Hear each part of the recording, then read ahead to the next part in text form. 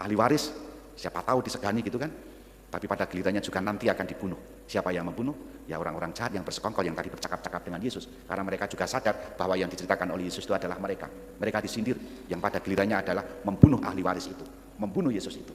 Meskipun dikorbankan, dibunuh, Yesus tidak hanya menyelamatkan saudara-saudaranya, tapi siapapun yang percaya kepadanya dari perbudakan dosa. Maka dua bacaan hari ini mempersiapkan kita untuk lebih dekat dengan misteri hidup Yesus yang kita renungkan juga dalam masa Prapaskah ini. Bisa jadi kita pun juga pernah bersekongkol untuk kejahatan, tetapi tidak semua persekongkolan kita membuahkan kebaikan seperti Yusuf ataupun Yesus. Mari kita bertobat, melepaskan keinginan-keinginan jahat, kecenderungan-kecenderungan jahat, mengorbankan orang lain karena emosi kita, karena kebencian kita, karena sakit hati kita. Itu tidak pernah menyelamatkan, kecuali peristiwa Yusuf dan Yesus sendiri.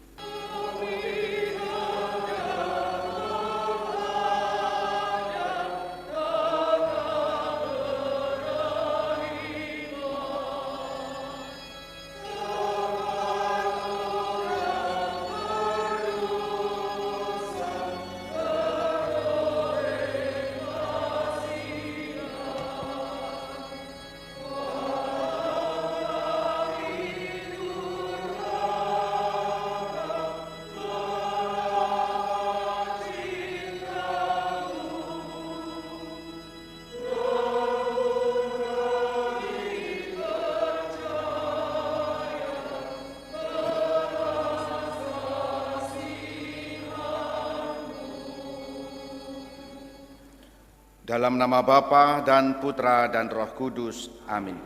Rahmat dan damai sejahtera dari Allah Bapa dan dari Tuhan kita Yesus Kristus bersamamu. Saudari-saudara yang dikasihi Tuhan, mari kita membawa hati kita, pikiran kita di hadapan Tuhan dengan penuh syukur atas berkat yang kita terima, kesempatan untuk bertobat pada hari ini. Sekarang kita persiapkan hati kita, menyadari, mengakui dosa dan kesalahan kita, untuk kemudian mohon ampun dan belas kasih Allah, supaya kita semua dilayakkan dalam perjamuan kudus ini. Kita akui dosa dan kesalahan kita bersama-sama.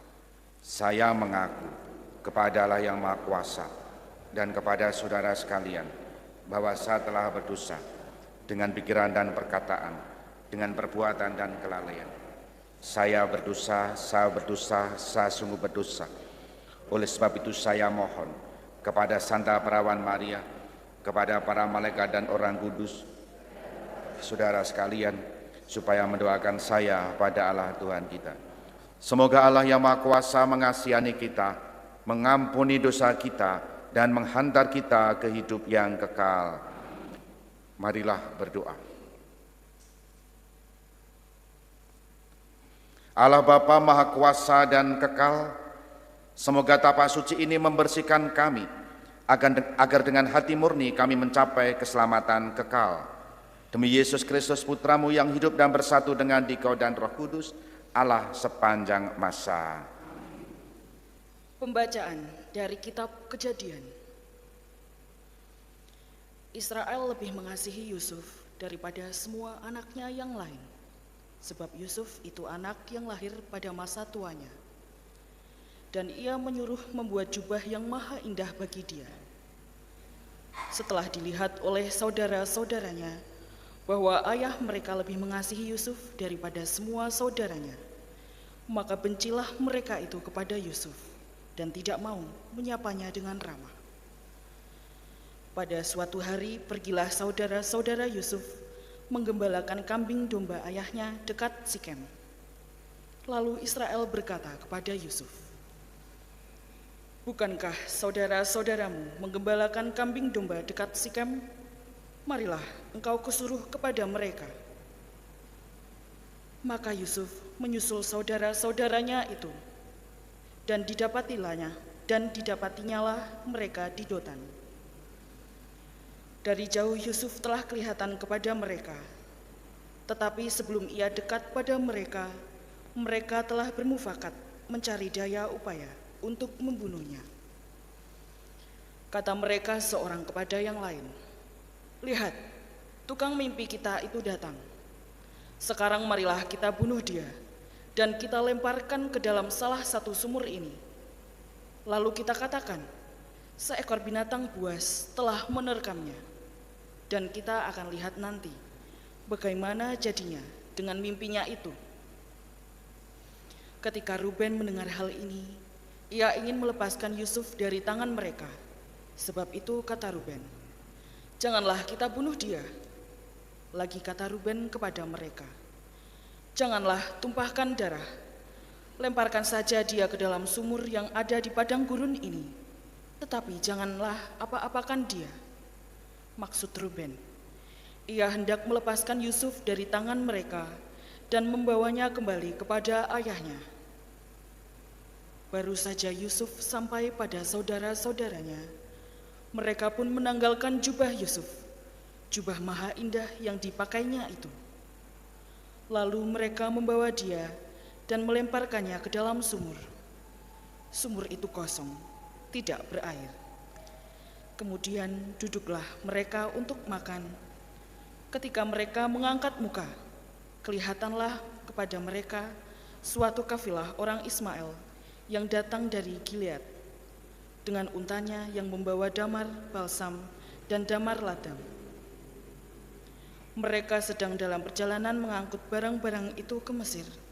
Lalu kata Yehuda kepada saudara-saudaranya itu, "Apakah untungnya kita membunuh adik kita itu dan menyembunyikannya darahnya? Marilah kita jual kepada orang Ismail ini, tetapi janganlah kita apa-apakan dia, karena ia saudara kita, darah daging kita." Dan saudara-saudaranya pun mendengarkan perkataan itu. Ketika saudagar-saudagar Midian itu lewat, Yusuf diangkat ke atas dari dalam sumur itu, kemudian dijual kepada orang Ismail itu dengan harga 20 shikal perak. Lalu Yusuf dibawa mereka ke Mesir. Demikianlah sabda Tuhan. Mazmur tanggapan. Ingatlah perbuatan-perbuatan ajaib yang dilakukan Tuhan. Ingatlah perbuatan-perbuatan ajaib yang dilakukan Tuhan. Ketika Tuhan mendatangkan kelaparan ke atas tanah Kanaan dan menghancurkan seluruh persediaan makanan, diutusnyalah seorang mendahului mereka, yakni Yusuf yang dijual menjadi budak. Ingatlah perbuatan-perbuatan ajaib yang dilakukan Tuhan. Kakinya diborgol dengan belenggu, lehernya dirantai dengan besi, sampai terpenuhilah nubuatnya, dan firman Tuhan membenarkan dia. Ingatlah perbuatan-perbuatan ajaib yang dilakukan Tuhan. Terpujilah Kristus Tuhan, Raja mulia dan kekal. Terpujilah Kristus Tuhan, Raja mulia dan kekal. Begitu besar kasih Allah akan dunia ini, sehingga Ia telah mengaruniakan anaknya yang tunggal, supaya setiap orang yang percaya kepadanya beroleh hidup kekal. Terpujilah Kristus Tuhan, Raja mulia dan kekal. Tuhan bersamamu. Inilah Injil suci menurut Matius. Sekali peristiwa bersabdalah Yesus kepada para imam kepala dan tua-tua bangsa Yahudi, "Dengarkanlah perumpamaan ini. Seorang tuan tanah membuka kebun anggur dan menanam pagar di sekelilingnya. Ia menggali lubang tempat memeras anggur dan mendirikan menara juga di dalam kebun itu. Kemudian ia menyerahkan kebun itu kepada penggarap-penggarap, lalu berangkat ke negeri lain. Ketika musim petik hampir tiba, musim petik tuan tanah itu menyuruh hamba-hambanya menemui para penggarap kebun untuk menerima hasil yang menjadi bagiannya. Tetapi para penggarap menangkap hamba-hamba itu. Yang seorang mereka pukuli, yang lain mereka bunuh, dan yang lain lagi mereka lempari batu. Kemudian Tuhan itu menyuruh hamba-hamba lain lebih banyak daripada yang semula. Tetapi mereka pun diperlakukan sama seperti kawan-kawan mereka. Akhirnya Tuhan itu menyuruh anaknya, pikirnya, anakku pasti mereka segani. Tetapi ketika para penggarap melihat anak itu, mereka berkata seorang kepada yang lain, dialah ahli warisnya, mari kita bunuh supaya warisannya menjadi milik kita. Maka mereka menangkap dia dan melemparkannya keluar kebun anggur itu, lalu membunuhnya. Maka apabila tuan kebun anggur itu datang, apa yang akan dilakukannya terhadap para penggarap itu? Kata imam kepala dan tua-tua kepada Yesus, orang-orang jahat itu akan dibinasakannya dan kebun anggur akan disewakannya kepada para penggarap lain yang akan menghasilkan hasil pada waktunya. Kata Yesus kepada mereka, belum pernahkah kalian baca dalam kitab suci, batu yang dibuang para tukang telah dijadikan batu penjuru? Hal itu terjadi dari pihak Tuhan, suatu perbuatan yang ajaib di mata kita.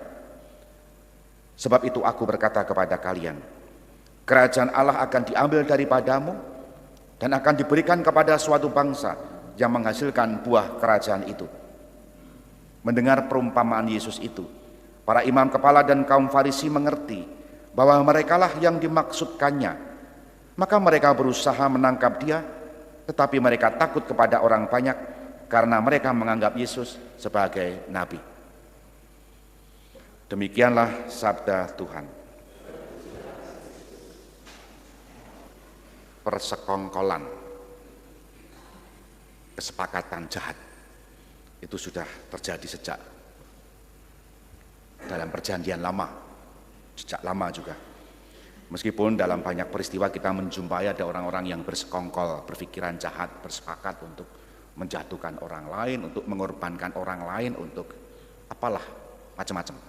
Yusuf yang diceritakan dalam bacaan Injil juga diperlakukan oleh saudara-saudaranya untuk dibunuh rencananya. Tetapi Ruben, saudara kandungnya yang lain, mempertahankan dia supaya tidak dibunuh.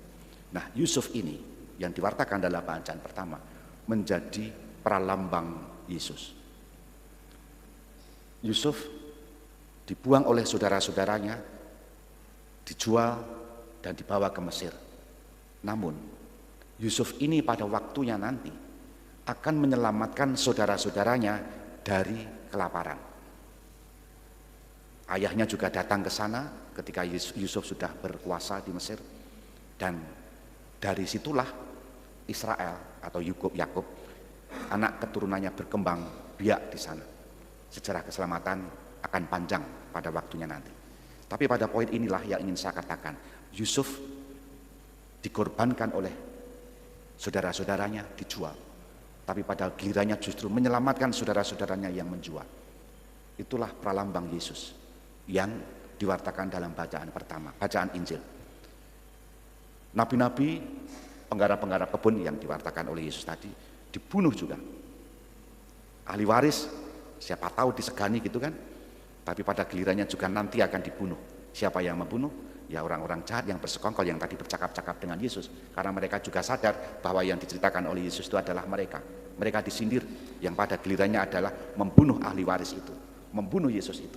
Meskipun dikorbankan, dibunuh, Yesus tidak hanya menyelamatkan saudara-saudaranya, tapi siapapun yang percaya kepadanya dari perbudakan dosa. Maka dua bacaan hari ini mempersiapkan kita untuk lebih dekat dengan misteri hidup Yesus yang kita renungkan juga dalam masa Prapaskah ini. Bisa jadi kita pun juga pernah bersekongkol untuk kejahatan. Tetapi tidak semua persekongkolan kita membuahkan kebaikan seperti Yusuf ataupun Yesus.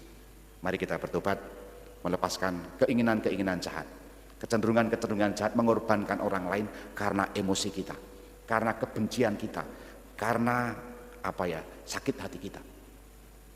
Itu tidak pernah menyelamatkan kecuali peristiwa Yusuf dan Yesus sendiri. Kita hening sejenak. Agunglah misteri iman kita.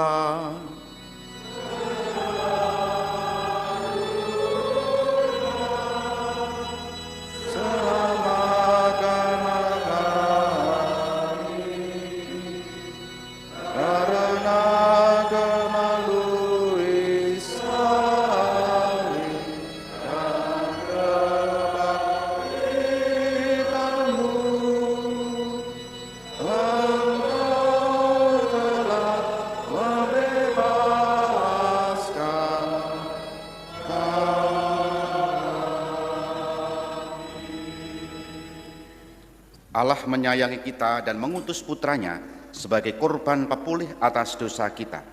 Marilah berdoa.